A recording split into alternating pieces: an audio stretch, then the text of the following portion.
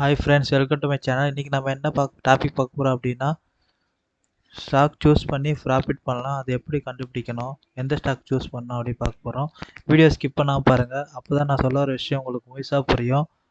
First NSE வெப்சைட்டில் top 5 winners, top 5 loser stock select பண்ணி வச்சுங்க.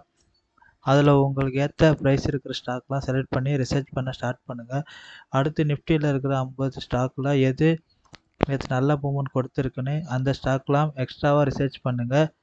நெக்ஸ்ட்டு மணி கண்ட்ரோல் வெப்சைட்டில் ஜாப்பனீஸ், சிங்கப்பூர், சைனா, அமெரிக்காவோட இண்டெக்ஸ் ஓவரால் எந்த சைடில் ட்ரேட் ஆகிருக்குன்னு பாருங்கள்.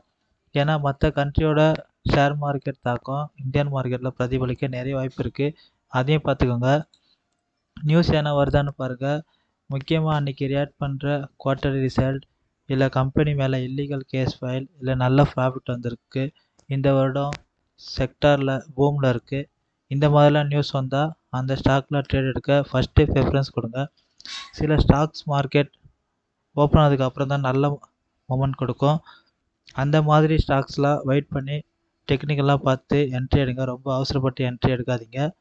டே ஃபுல்லாக எந்த ஸ்டாக்கும் எந்த மொமெண்ட்டும் கொடுக்கலாம், அது சைட்வேஸ் மார்க்கெட். வேஸ்ட்டாக ட்ரேட் எடுத்து எக்ஸிட் ஆக முடியாமல் மாட்டிக்காதீங்க. அவ்வளோதான் ஃப்ரெண்ட்ஸ், இன்றைக்கி இந்த வீடியோ முடிக்க வருது. நன்றி எல்லாருக்கும். மீண்டும் அடுத்த வீடியோவில் பார்க்கலாம்.